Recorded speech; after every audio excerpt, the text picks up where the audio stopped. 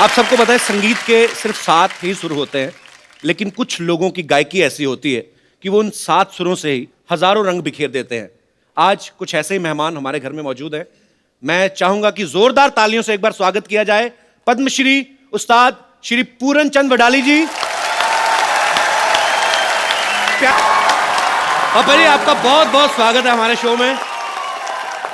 और अच्छा, मैं बातचीत में अगर इनको पापा जी बोलूं, उनको चाचा जी बोलूं तो हैरान मत होइएगा, बिकॉज लखविंदर जो है मेरे कॉलेज टाइम का दोस्त है। यूनिवर्सिटी से हम लोग एक ही यूनिवर्सिटी से पढ़े हुए हैं। पढ़े कम है, ज़्यादा निकाले हुए हैं हम लोग। ये यूनिवर्सिटी में गाते रहे और मैं ड्रामा वगैरह करता रहा। पर पापा जी पहले तो ये बताइए, आप एल्बम क्यों नहीं करते थे पहले अपनी? क्योंकि मुझे ये शौक ही नहीं था कि मेरे फादर साहब, मुझे तो गाना ही उन्होंने सिखाया, मारते पीटते बहुत थे। मैंने डर के मारे सीखा, मुझे तो बस कुश्ती का शौक था, मैंने कुश्ती की है 15-20 साल। एक बात और भी है जी। बड़े भैया कैसेट क्यों नहीं था करवाते? जी, इसलिए भी वो तो घर में ही सुन लेंगे, हमें किसने बुलाना है, इसलिए ये सोचते थे। तो ये कारण था पहले आप मतलब एल्बम नहीं करते हाँ थे। जी, हाँ जी।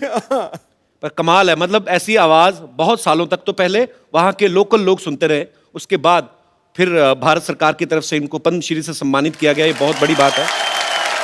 तो पापा जी आपने वाकई अपने संगीत से ना आपने रब को पा लिया हुआ सर। हाँ, क्या बात, वाह। एक बात मुझे याद आई थोड़ी सी जी। मैंने एक बात की, लोग सब हंसे। पहली तो बात ये है कि मैं स्कूल नहीं गया, हिंदी बोलनी बहुत कम आती, पंजाबी आती है, वो बीच में घुसर जाती तो खिचड़ी बन जाती। और भाई आपको याद है मेरे पापा पुलिस में थे अमृतसर में? हाँ जी, जितेंद्र कुमार, आपको याद होगा? हाँ जी, हाँ जी। तो मैं पहली बार मिला भी। अच्छा, मिला मैं कैसे? पापा जी साइकिल पे आ रहे थे।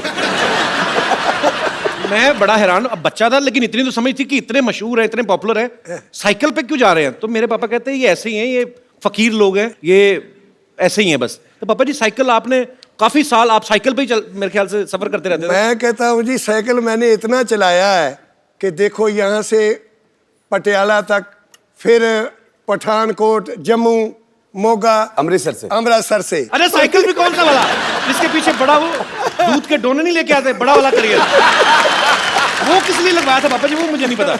वो इसलिए मैं 2 सवारी भी बिठा लेता था।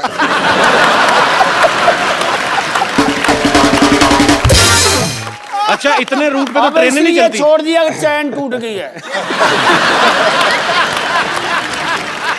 क्या बात है, मतलब इतनी ट्रेनें नहीं चलती पंजाब में, इतना पापा जी ने साइकिल चला दिया है।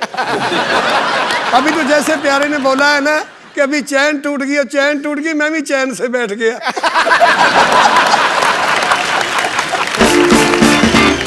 तो पापा जी गाड़ी लेते क्यों नहीं थे आप पहले? गाड़ी में इसलिए नहीं लेता था क्योंकि मैं जमीन से उठा और जमीन से लगा।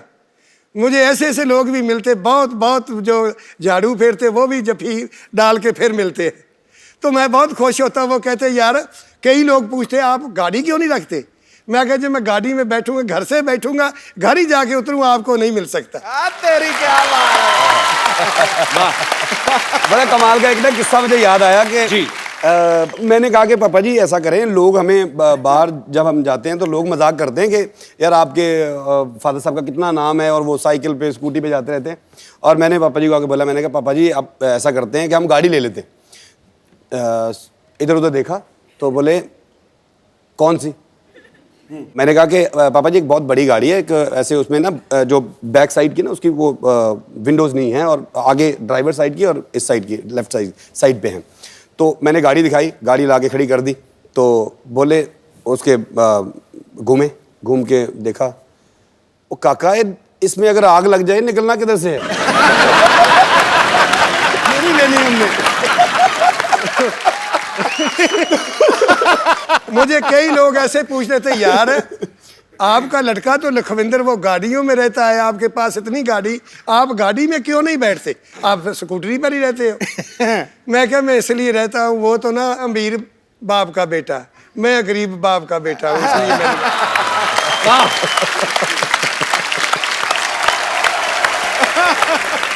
तो पापा जी पहली बार जब आप जहाज में बैठे थे, आप तो गाड़ी में नहीं बैठ के राजी थे, तो जब पहली बार जहाज में बैठे थे आपको डर नहीं लगा फिर? लगता था। तो पहली फ्लाइट में क्या हुआ था फिर, कुछ हुआ कि नहीं? पहली फ्लाइट में जब मैं बैठा करना ना, मैंने इस करके याद आई कि जिस वक्त तो गया ना बहुत ऊंचा, तो जब वो बदल आए तो ऐसे ऐसे करने लगा ना, मैं क्या भी पता नहीं डिगना कितने पहिए होने। तो उसमें दारू भी देते हैं ना, इतनी की शीशी।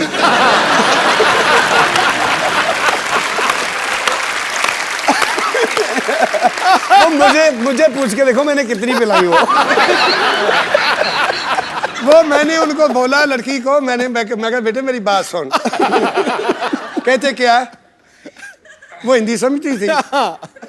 मैंने कहा तो ऐसे कर भी 8-10 शीशी तोड़कर तो गिलास में लाओ।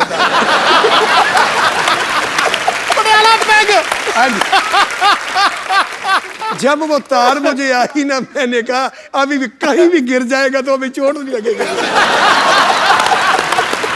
ये उस वक्त की बात है। पापा जी ਜਿਹੜਾ ਯਾਰ ਨਾ ਦੇਖੇ ਐਬਾਂ ਨੂੰ, ਤੁਹਾਡੇ ਨਾਲ ਪੰਜਾਬੀ ਚ ਗੱਲ ਕਰਨੀ ਮੈਂ। अच्छा अच्छा हाँ। ਜਿਹੜਾ यार ना देखे ऐबां ਨੂੰ, वो यार मुबारक ਹੁੰਦਾ है। जिस प्यार में थोड़ा गर्ज ना हो वो प्यार मुबारक होता है। क्या लेना है ऊंचे महलों से, क्या देना शिखर मनारों ने, जिस दर पे झोली भर जाए वो द्वार मुबारक होता है। पानी क्या छाए बात है। तो फिर ताड़ी बज गई है। आज शो का नाम वडाली बंधु नाइट होना चाहिए भाजी। आज तो क्या मतलब बात है आज इन्हीं का है। अच्छा पापा जी एक बात बताओ, आज तो आपके हम लोग लाइव कॉन्सर्ट्स देखते हैं, सुनते हैं, मजा आता है। पहले आप माइक के आगे गाते क्यों नहीं थे? पहले सिर्फ महफिल में गाते थे और वो भी बिना साउंड के। हाँ जी। तो ये क्यों आप ऐसे? वो तो ऐसे था कि हमारे पिताजी कहते थे कि ये जो माइक है ना जी, ये आवाज खींच लेता है, इसके आगे मत गाओ। हम ऐसे ही गाते थे भी ये उठा लो, हम ऐसे ही गाएंगे, नहीं तो ये खींच लेगा सब कुछ। हाँ। फतेहपुर सिकरी में अभी हमारी महफिल थी, मेरा का कितने साल हो गए, जिस वक्त तानसन गा के गए वहां से, अकबर सुना करता था वहां, वाह वाह उस जगह में गायन नहीं हुआ जब तानसन गा के गया। जब क्या बात। वो हमें उन्होंने बुलवा लिया, अच्छा जी। परमिशन दिल्ली से ली, हमें बुलवाया। वो जगह देखी, वहाँ बत्ती भी नहीं, लाइट भी नहीं, साउंड भी नहीं। अच्छा, उन्होंने साउंड भी मंगवा लिया। मंगवाया तो वो स्टेज भी अच्छी इतनी लगी, पानी में थी। अच्छा, बादशाह सलामत उस महल में बैठकर सुनते थे, तानसन गाया करते थे। उस वक्त माइक भी नहीं, साउंड कोई चीज़ नहीं था। तो मैं क्या फिर वो क्या सुनया करते थे उनसे, उनके बुजुर्गों से पूछा मैंने। कहता वो राग दरबारी बहुत सुनते थे, राग दरबारी सुनते थे। मैं क्या फिर आज मैं दरबारी से शुरू करूंगा। महफिल भी पहली दफा तानसन के बाद हमारी लगवाई उन्होंने। क्या बात है, क्या बात है। मैं क्या आज मैं राग दरबारी से शुरू करूंगा, तो वह साउंड बंद उस कर वक्त दो, तो मैं क्या साउंड भी उठा लो, मैं ऐसे गाऊंगा। बंद कर दो, ऐसे गाएंगे। साउंड के बाद गाऊंगा, ये उठा लो। जैसे वो सुनते थे ना, साउंड हो तो वक्त भी नहीं था, तो मैं साउंड के बगैर ही गाऊंगा आज। क्या गाना तो ताकत का है, ये पहलवानी भी की तो गाना भी ताकत का है। पापा जी कहते हैं कि जो उम्र भी 10 उन्होंने की ली हुई। जो खवैया वही गवैया जी। तो ये खाते इसलिए फिर। अच्छा पापा जी, अब मैंने सुना है आपको गाने का, खाने का भी काफी शौक है। 76 उम्र है। वाह। इस उम्र में गाना बहुत मुश्किल है, दम भी नहीं काम करेगा, जोर भी नहीं करेगा, गला भी नहीं करेगा, तो मैं फिर भी देख लो पता नहीं तीसरी मंजिल तक कहाँ चला जाता। ये पता नहीं बुजुर्गों की मेहरबानी है, उन संतों लोगों की, पापा कि जी जिन्होंने खुराक- मुझे आशीर्वाद दी थी। पापा जी खुराक भी कुछ होगी, कोई तगड़ी। खराक ये है कि आप लोगों का आशीर्वाद। क्या बात है। तो पानी पीना। भाई पानी चलिए तुसी बिल्कुल बिल्कुल, पानी पियाई जाओ तो कुआली करवाई जाओ। तो इस बात से बात मुझे याद आई कि पानी पियाई जाओ तो कुआली करवाई जाओ। एक दफ़ा मैं ना ऐसे ही, वो लड़का शिगिर्द था मेरा, वो बोलने लगा कि गुरुजी मेरी शादी पे आना। मैं कहा मैं आ जाऊँगा। चला गया। अच्छा। मैंने कहा बेटे मुझे थकावट बहुत है, मैंने तो आराम करना है। कहता पापा जी आप बेड पर आ जाओ। बिस्तरा डाल दिया, और ठंडी के दिन थे, बिस्तरा बहुत ठंडा, मैंने 10-15 मिनट में गर्म कर लिया। तो फिर आ गया मेरे पास, पापा जी बेनती है। मैं क्या बताओ? कहता देखो ना, हमारे दोस्त और 3-4 आ गए हैं, इस वक्त चारपाई नहीं मिलेगी, आप छोटी पे आ जाओगे तो इस पर हम 4-5 लोग सो जाएंगे। वो छोटी सी चारपाई डाल दी, उस पर बिस्तरा फिर नया डाल दिया। जाई वो भी बहुत ठंडी थी, फिर गर्म किया। मैंने 10-15 मिनट में वो भी गर्म कर दी। फिर आ गया मेरे पास, कहते पापा, मैं क्या बताओ? कहता आप हमारे गुरु हो, उस्ताद लोग तो छोटी पाए, ये चारपाई बहुत बुरी लगती, बड़ी बनाओ। बड़ी में बिस्तरा और डाल दिया, वो बड़ी थी, और बिस्तरा डाल दिया, वो भी ठंडी थी जाई। जब मैं तीसरे बिस्तरे पर गया, मैं कहा बेटे मेरी बात सुनो, मुझे सुलाते हो कि बिस्तरा ही गर्म करवाते हो?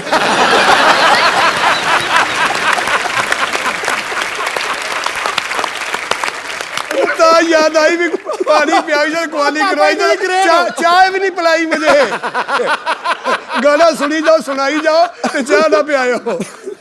भाई चाय प्लान दी। पापा जी सीरियसली चाय तो नहीं पीनी? आपको चाय पीनी है? पीनी है जी, था ये तो बोला। चाय प्लीज लेके आओ यार।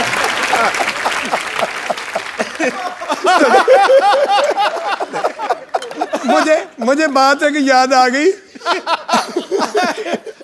वो ना मरासियों की शादी थी, मरासियों की शादी थी तो बकरा बनाया करते थे वो। जब उन्होंने बनाकर बाल्टी के बीच डालकर, तो वो पंगत बैठ कर ऐसे ऐसे ऐसे शुरू कर देते थे। वो मरासी एक नुक्कर पर बैठा, जिस वक्त देखे तो सैंखी तो सब पीछे पीछे खत्म हो जाए, तो तरी आ जाए पीस। वो पीस तो कोई उनका आए ना, वो देख ले उंगली फेर के, को है नहीं तो पी ले। 2 दफा हो गया, फिर देख ले कोई पीस नहीं आया। जब तीसरी दफा आया ना वो, तो कहता बात सुन,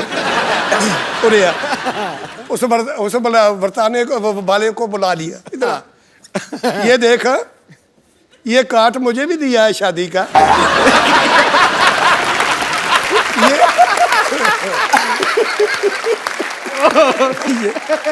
अरे भाई ये देख, काट मुझे भी शादी का दिया है, इसमें देख तरी लिखी है।